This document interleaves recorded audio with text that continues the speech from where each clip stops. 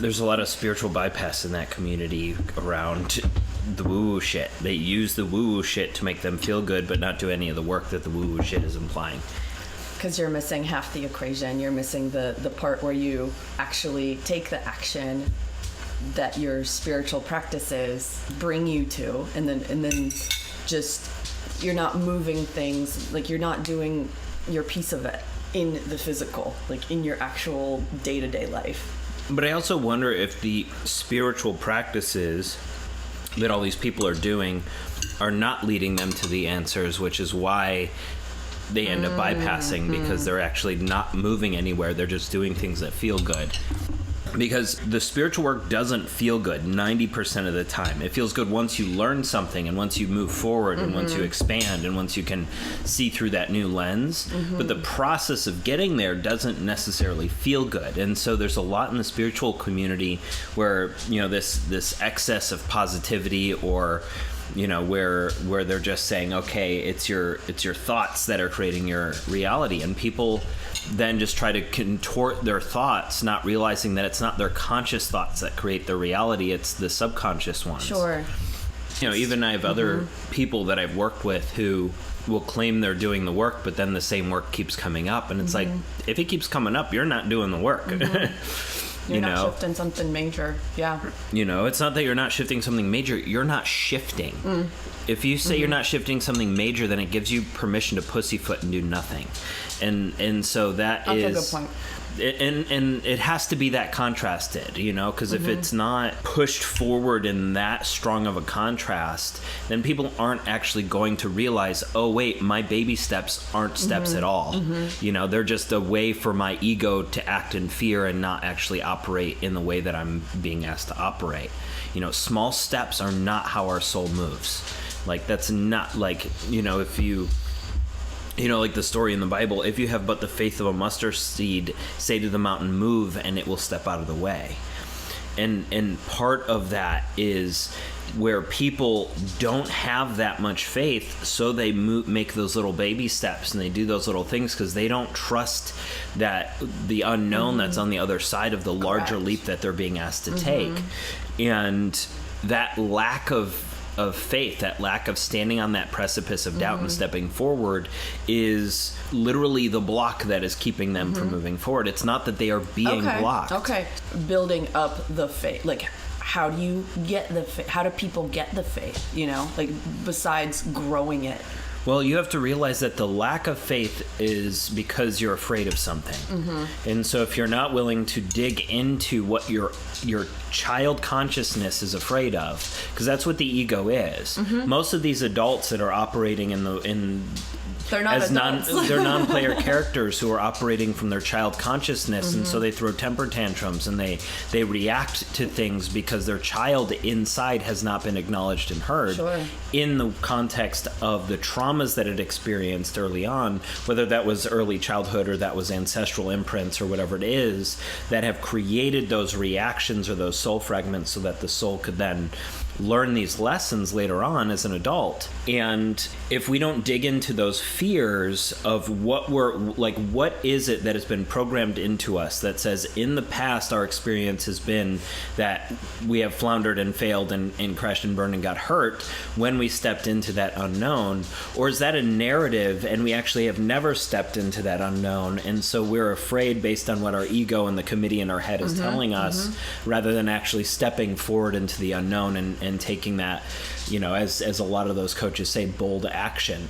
And it's bold action only insofar as you're taking an action that your ego is saying this is a risk. So how do you step out from the story that the ego's telling and then be able to kind of cultivate the belief when you zoom out of the fear? And is that it, when you do zoom out of the fear? Like, zoom out far enough to where you see it, and then you can make that new choice? Or I don't know if it's zoom out. I think it's zoom in. And so if an event is happening that is like, part of it is understanding what is a fear reaction. Yeah. What is that's what I'm getting at. What is an instinct? What is a fear reaction? What is intuition? You know, because a lot of times we mix what is fear and what is intuition, and then we react in fear when when we call it intuition, but it's really a fear reaction, or we don't trust our intuition because we're afraid of it. There's so many of those things where they're all kind of like mixed together, and it's finding ways to pull them apart and realize that they're those different parts, and listening to being able to discern which one's speaking to you at the moment. Right, but even just that idea is hard for, like, that's not something people can apply. What does it mean to separate those? What does it look like? What do they look like when you're looking at them separately? And none of that really matters at all, because if you're working on the fears and you're clearing those programs, then your intuition becomes more clear, and then it's no longer a question. That's actually a good point, yeah. So you don't need to separate them. You just need to do the work that they're implying. And then when you second guess whether it's your intuition or your fear, it's probably fear. Or there's fear involved with it. And so you have to dig into, what are you afraid of? If you're hesitating to go out and do something, is it because the truth is you don't want to do it? Or is the truth that you're telling a narrative of something bad that might happen if you do? And so looking at which lens it is that you're looking through, and then digging into the truth of that narrative that your ego is telling you. So let's say that you're afraid of spending money on something for your business. You're afraid of investing in yourself for your business or whatever it is. And the fear there isn't the spending of money. You're not afraid to spend the money. You're afraid of the result of spending that money, because you don't believe that you have the qualifications to make that money back, or you don't believe that you're capable of actually doing the work and succeeding at what you're paying for, or you don't believe that you're looking at the world as your source rather than your source within you as the channel to deliver all of that information and that energy. And so if you can then step back one more time and look at that and say, okay, I'm afraid of spending this money because of those beliefs that I have running subconsciously, that I believe, if I spend this money, I'm going to be broke on the street and homeless. That when you start to look at what the fear really is from your child consciousness perspective, but you sit in it as an adult, you can process and feel it in a different way than your child could when it was a child and experience the imprint that happened in the first place. Yeah. And so that ability then allows you to realize, oh wait, this narrative isn't actually true, because it doesn't happen that way. That's just a narrative that my ego is telling me, trying to keep me the same, because it believes me staying the same is safer than me spending this money and growing. And once I grow into this new capacity, the ego adopts a new role, and it tries to keep me at that new identity. And that happens over and over and over again until you've cleared those fears, and you can just keep expanding, and then you hit a new ceiling, and you have to figure out what the programs are at that new ceiling. But that doesn't happen by overcoming your fears. It doesn't happen by forcing yourself to make a difficult decision. What it comes from is really understanding what you're actually afraid of. What is the actual narrative at the most simple terms that your ego is telling you? It's afraid you're going to be on the streets and die because you're not capable of stepping up. And once you get there, you realize it's absurd. And it's always absurd. And the fears that you experience are super absurd. But you can't know that until you get there. And once you get there, you're like, oh, that is pretty absurd. Do I need to think that way? Yes or no? And you can make a new choice. And then when you say, I don't need to think that way, what is a better way I could think? And you can look at that program around money and say, you know what, because I'm my own source, me investing in myself is because I'm the channel, I'm the carrier of the energy of that money right now. It doesn't belong to me. And so I can actually allow whoever is bringing the information to just be a part of that energy exchange for the flow of money. The money that I have to give to this person or to this object or this company to buy the thing that I want to grow my business, this energy belonged to them, it was meant to channel through them. This energy is an extension of their consciousness that is flowing through me to them. In the same way, when a customer pays me, it's a channel of my consciousness through them to me. And then I am just carrying that energy. And so my work is to constantly be pushing that around and moving that energy so that it's constantly growing and flowing, and so that my channels for holding it can expand. And that can't happen until you shift the lens around what those energies actually are. Yeah. Because if we're always operating in that fear and that scarcity and all those different things, then when we see that opportunity come up, the reaction is a fear reaction rather than a blessing reaction. Yeah. You know, and so it takes that lens change to realize that you have to be pushing forward in those ways in order to expand. And if you don't do it the first time is the hardest always. And so once you've done it once, the universe betrays you the first time because you're once again using something outside of you as your source. And so if the universe is always going to test you and say, are you sure? And when you go off and step in this new way, it won't work the first couple of seconds that you're doing it. And so, because then your doubts come up, and it's testing to see how serious are you and how convicted are you with what you want to be and what you want to be doing, in spite of what your ego is telling you in those fears. And then you can show up in a new way because you've let go and changed that lens, and it allows you then to not operate from the fear. It's not that the fear shows up and you overcome it, it's that you're not operating that program anymore. And, circling back to some of the meme spirituality, there's so many memes that resonate with people, and people think resonance is the work. And there's like, this really resonates. That's true for me. I must be doing this work. I must be leveling up. I must be ascending. Right. And it's like, no, those are just compass. Yeah. And they're just compasses. They're just directions. Totally. They're not actually anything that resembles the actual work that happens, because the work is unique to your experience in your life. Those memes are not it. And it's meant to be the most challenging thing you will ever do every time you do it. Yes, that's been my experience. This is why we have spent 50 plus lifetimes learning the lessons we're trying to learn in this lifetime alone. Exactly. And people don't understand that scale. It's hard. They're like they're trying to just get it done so they can move on. It's like, you don't get it done. You keep working on it and you keep peeling the layers, and you're not going to get it done in this lifetime no matter how good you get at it. And there's just so many layers, because that's the whole point. It's the point of just expanding and having new experience within that, so that you can realize yourself as creator, or realize the creator within. Yeah, it's like almost...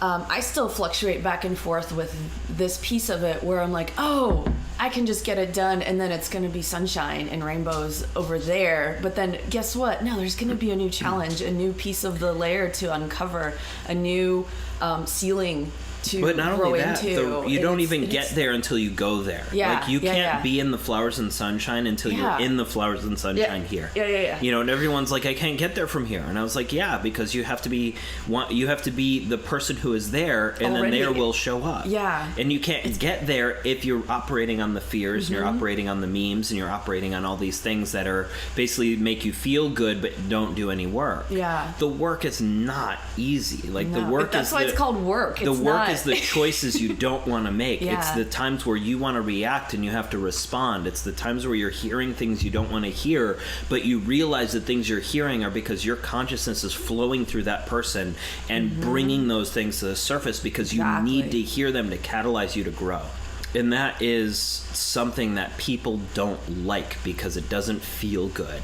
And we've been so programmed for instant gratification by social media that it is really hard for people, to come into, they'll come into my fear workshop and expect in the 4 hours or the 30-minute consultation or whatever that we are doing in that workshop to cure everything that they're going to be struggling with. And that's not, it's going to point them. It's going to give them an incredible transformative roadmap to follow and tools to understand what these signals are. But if they don't take those roadmaps and walk down the path and use the signals that are coming up, it could do nothing for them. Ultimately, they can still see the thing, but if they don't do anything about it, and then they're the fat person who won't exercise or change their diet. They're the person who's obese, who won't do anything, who just continues to complain about being obese. And spinning. And that's what happens. And there's so many of us who are like, we get stuck when we crash and burn, and that's a lot of people. If something bad happened, you crash and burn, you get an identity. You had an identity that was way high in the clouds. Your identity crashes down to the earth, and your identity is down on the earth. You're not willing to pick yourself up until you let go of the identity of the narrative that has happened to you. Yeah. You know, you're so stuck in this narrative of this thing that happened to you, instead of letting go of the narrative at every single moment and who your identity is at every single moment, and say, you know what? There's a more powerful voice in me that wants to come out, that I'm not letting come out because I'm listening to a committee somewhere else. I'm taking an outside voice and making it my own, instead of my inside voice and making it my own. And so you get stuck at some of these points and don't actually evolve, and don't actually stand up for yourself, and don't actually establish the new boundaries and interactions with the world around you. And that is a thing that is not organic for people to do because of all the programming. Of course. Once they realize that that's how things operate, and they begin to start to do this work, and they see the shifts, it becomes extraordinarily fun. Because you see how much of a game reality is. Yes. Because it is. It's a game, and there's magic involved that is controllable, that you can use to manipulate how things are happening in a positive way. Sure. But you can't get there until you're willing to lift the veil for yourself to be able to look at it that way. And it's really hard to do because of how our programs have worked to tell us what reality is. They're so ingrained, and it almost feels like intentionally. Of course. It's a good idea to first set yourself in the mindset of, this is a game. This is being able to see it for the framework it is, see the work for what it is, see the catalysts for what they are. And I don't know if that's possible before you actually even start doing the work, until you experience how that works. What do you think? I agree. I don't think it's possible. I mean, I think it's possible to... It's all peeling the layers. So you look at you start where you are. Yeah. You know, and where you are is going to be 100% unique to you and your journey. You know, and that's why I always remind people is that nobody started where you started. They didn't start with the programs you had. They didn't start with the obstacles you had. They didn't start with the gifts you had. They didn't start with the abilities and disabilities you had. And they then didn't take those abilities and disabilities and carry them through a series of events that got them to be who they are today. No one has the same exact roadmap, and therefore no one has the same lessons or catalysts or things that they need to learn. Now, on some level, because of how the collective consciousness works, or the global consciousness works, we're all working on similar lessons. That's why we're here at the same time, because we're all mirrors and channels for a global consciousness in that way. In the same way the global consciousness really is a mirror of our individuated consciousness. And so you have to then be willing to go through the things that you find shame in, that are your shadows, that are your programs, that you talk about, and then you see that there are other narratives that you could tell about that same thing. And that's part of the first step, is to realize that what you say to yourself and what the way that you react to things, whether it's opportunities or money or relationship or commitments or whatever it is, the way that you interact with those does not need to be seen through the lens you've been seeing it through.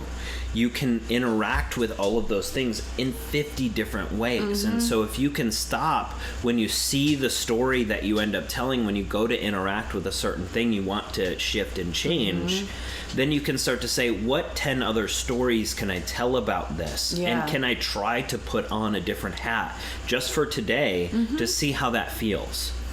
And literally just start telling that new narrative and let those things shift and see how things feel and how things move. But be patient with the process, because the universe says, are you sure? So as soon as you start to adopt this new way, it'll often go the wrong direction initially before it builds momentum in the right direction. Yeah. And so having the wisdom and the patience to understand that happens and wait through the storm before you make too many critical changes is also a big part of that puzzle. And there's absolutely tools to support yourself through that. every time. And there's also tools to dig this stuff out. Yes. Like that's why I do color. That's why I do the things that I do with people, because there's some catalyzing things for sure, and they just help. It's like that, and when the universe is testing you when you've made a decision, it's like pouring a fire hose into the gunk inside the crevice or whatever, and then the stuff needs to come up before it can be cleared out. So it feels like it's like that. Yeah, that's same as the analogy that I've given a bunch of times. We only have one portal through which the quantum photons enter and debris clears. Yeah. And so what happens is we get bathed with a tremendous amount of quantum photons that starts to break the debris off that is around the structure of water around our cells. And so that is where we hold our trauma, is that structure of water, and that filters our perception by altering our enzymes, hormones, proteins, those kinds of things. Good stuff. And so as we get this light, it breaks that debris, so that debris needs to clear somewhere.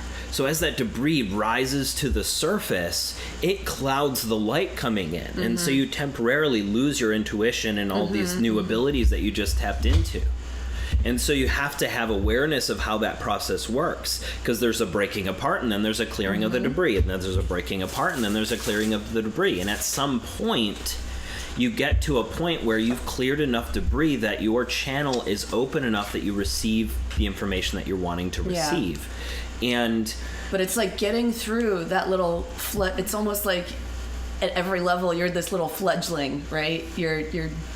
But to continue on with that chunk of faith that it's, and that's the thing, it's on the other side. That, and it's going to be, that translation of what you said is going to be unique to them. Yeah.